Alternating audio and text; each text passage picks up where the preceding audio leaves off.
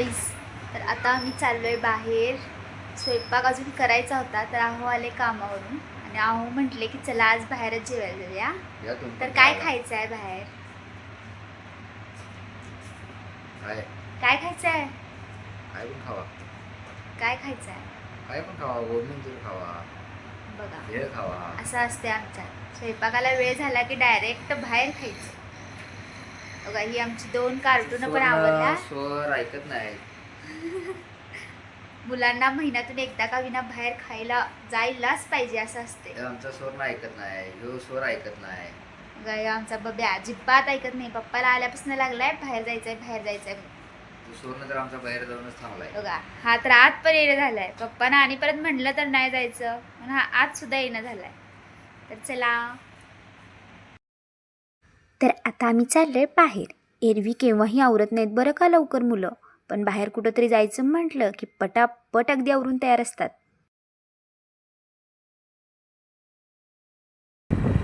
आमच्या घरापासून खायचे पदार्थ अगदी कमी अंतरावर आहेत, त्यामुळे गावात आमचं सारखं येणं जाणं असतं. पण खायचं मात्र सारखं नाही बरं का. घरीही खाऊ आणतातच, पण केव्हा तरी असं बाहेर जाऊन खायला मजा येते. त्यामुळे म्हटलं आज तरी जाऊ. मग काय, मुलांनी हट्ट केला.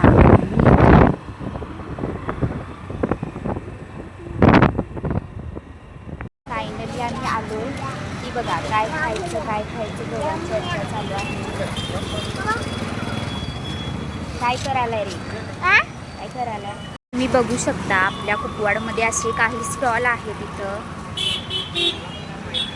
इथं चायनीज सेंटर आहे, इथं आईस्क्रीम वगैरे असे चौपाटीचे सगळे पदार्थ तुम्हाला इथं सगळे अवेलेबल भेटतील. तर बघू शकता. आम्हाला तरी खायचं नव्हतं बाबा चायनीज, पण काय करणार, आमच्या स्वर्णाला खायचं होतं. तो खूपच कमी वेळा म्हणतो की मला हे खायचं आहे, त्यामुळे त्याची फरमाईश तर पुरी करावीच लागणार. बघा आमच्या सण्याला नुसतं चायनीजच खायचं असते. तर इथं आहोंना मला बब्याला जबरदस्तीनं त्यानं चायनीजच खायला आणलं आहे. बघा इथं बब्याला तर अजिबात चायनीज खायचं नाही आहे आणि मलाही खायचं नाही, तरी पण आणलं आहे आमच्यासोबत.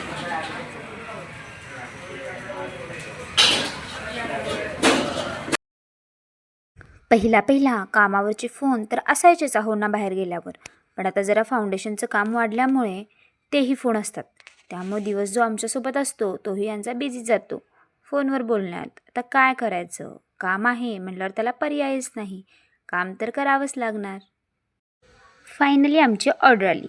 हा बघा आम्ही मागवला होता फ्राईड राईस. बब्या तर आमचा काही खाणार नव्हता. स्वर्णाला मी घेतली होती एक्स्ट्रा प्लेट. त्याला म्हणलं तुला जेवढं लागेल तेवढं त्या प्लेटमध्ये घे. मग काय, ते खाऊन झाल्यावर आम्ही आलो स्वरला पाणीपुरी खाण्यासाठी. त्याला खायची होती पाणीपुरी. मग काय, तो काय ऐकतोय होय. बघा आली फायनली आमची पाणीपुरी. आणि पाणीपुरी असल्यावर आमचे खूप सारे नाटके असतात बरं का. त्याचंही ते त्याच्या लाडक्या भैयाला चिडवून खायचं काम चालू होतं. बघ मग अशी तुझ्या आवडीचं घेतलास, आता मी माझ्या आवडीचं घेतलं. या दोघांचं असं कायमच चालू असतं. बब्या म्हणाला मला काय अखंड प्लेट संपत नाही मम्मा, तू ही खा. मग काय, मीही खाऊन घेतली. पाणीपुरी खाऊन झाल्यावर त्याचे पप्पा त्याला काय विचारत होते ते बघा, आणि त्याचं उत्तर आमचा बब्या काय देणार तेही नक्की ऐका.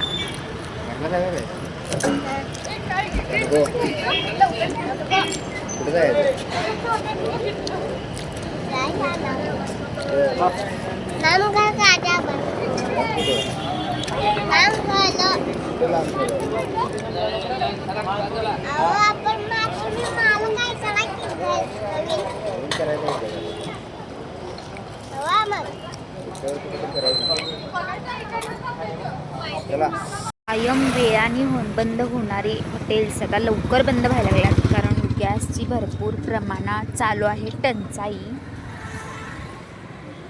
तर चला, अलीकडे गॅसचा एक नवीनच प्रॉब्लेम चालू झाला. तो प्रॉब्लेम कशासाठी, तर ज्यांचे गॅस सिलेंडरला नाव नसून सुद्धा 2-2, 3-3 सिलेंडर वापरतात ते त्यांच्यासाठी आहे.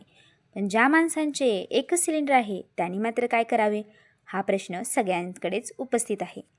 तर या प्रश्नाला जोपर्यंत आपले गॅस येत नाही तोपर्यंत उत्तरच नाही. तर आम्ही चाललोय घरी. तर चला फायनली आम्ही आलेलो आहे घरी.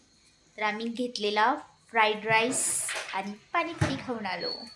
तर तुमच्यासोबत असं कधी होतं का, घरात स्वयंपाक केलेला नसतं म्हणून अहो किंवा म्हणतात का चला खायचं बाहेरच? तर कमेंट करून नक्की सांगा. भेटू पुढच्या व्लॉगमध्ये.